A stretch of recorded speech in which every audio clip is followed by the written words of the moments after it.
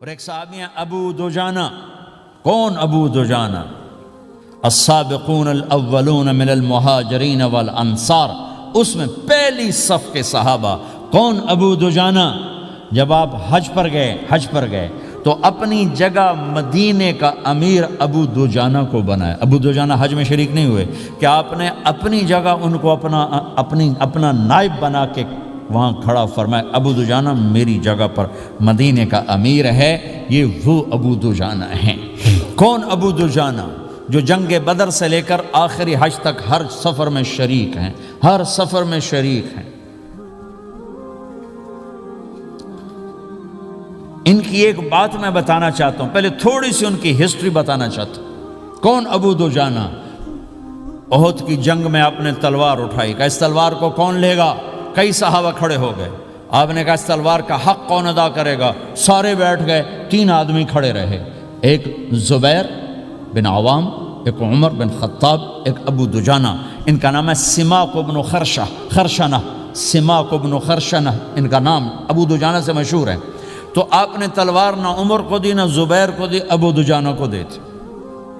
تو عمر رضی اللہ عنہ نے تو محسوس نہیں کیا، حضرت زبیر نے محسوس کیا کہ اس کو کیوں دی، مجھے کیوں نہیں دی. میں مہاجرین میں سے ہوں، میں پھوپھی کا بیٹا ہوں، میں اس سے دلیری میں کم نہیں ہوں. بلکہ حضرت زبیر کی دلیری کی تو دھاک تھی، جدھر سلوار چلتی تھی کاٹتی چلی جاتی تھی. کہنے کہ میں دیکھوں گا یہ کیا کرتا ہے. تو ابو دجانہ کے پیچھے پیچھے زبیر ہو لیے. تو ابو دجانہ نے جو حملہ کیا تو 3000 کا لشکر تھا، اس کو چیر کے پار نکل گئے، پورے لشکر کو کاٹ کے پار نکل گئے. اور آگے عورتیں کھڑی تھیں جو مکے کے لشکر کو تیار کر رہی تھیں. نحن بنات طارقی نمشی علی النمارقی مشی القتل بوارقی المسک فی المخالقی المسک فی المفارقی والدر فی المخالقی ان تقبلوا نعانقی وتدبروا نفارقی فراق غیر وامقی. یہ گانا گا رہی تھیں اور ان کو تیار کر رہی تھیں. تو جب ابو دجانہ کی تلوار نظر آئی تو سب بھاگی، ہندا پکڑی گئی. تو آپ نے یوں اپنی تلوار ہندا کے سر پر رکھی، انہوں نے چیخ ماری، تلوار ہٹا لی. تو زبیر پیچھے پیچھے کہ کیا کیا ہے؟ جنگ میں اگر کوئی عورت حصہ لے اسے مارنا جائز ہے، ویسے جائز نہیں ہے، عورت کو، بچے کو، بوڑھے کو ہاتھ لگانا جائز نہیں ہے. تو انہوں نے کہا تلوار کیوں نہیں چلائی؟ کہا میرے محبوب کی تلوار ہے، عورت کے خون سے رنگین کر کے اس کی شان نہیں گھٹانا چاہتا، یہ میرے نبی کی تلوار. پھر واپس ہوئے، پھر اٹیک کیا اور پھر مجمع کو چیر دیا. سامنے ایک آدمی آ رہا تھا ہاتھی کی طرح، اتنا لمبا موٹا تازہ. تو زبیر کہنے لگے میرے جی میں آیا کبھی اس کی ٹکر ہونا پھر میں دیکھوں ابو دجانہ کیا چیز ہے. تو اللہ کا کرنا ایسا ہوا ابو دجانہ دونوں آمنے سامنے ہو گئے. تو وہ ایسے شاہ سوار تھے کہ دونوں طرف کے لشکر ذرا تھم گئے اور وہ دونوں بھڑ گئے. ابو دجانہ کے اپنے جوہر، اس پہلوان کے اپنے جوہر، غبار اٹھا، مٹی اٹھی، اور اس کی اپنی طاقت، ان کی اپنی طاقت. انہوں نے ابو دجانہ کو اس نے زخمی کر دیا. ابو دجانہ نے جو جوش میں آ کے ماری تلوار، اس کو لگی یہاں، تو اتنی طاقت سے لگی کہ اس کے نیچے اتر کر 2 ٹکڑوں میں تقسیم کر دی. ماری تو ایک حصہ ادھر، ایک حصہ. پھر یوں دیکھا اور اپنے چہرے سے لوہی کی ٹوپی اتاری. کما ترا انا ابو دجانہ، کیا دیکھ رہے ہو؟ میں ہوں ابو دجانہ. تلوار صحیح لی ہے میں نے، غلط نہیں لی. یہ ابو دجانہ ہیں.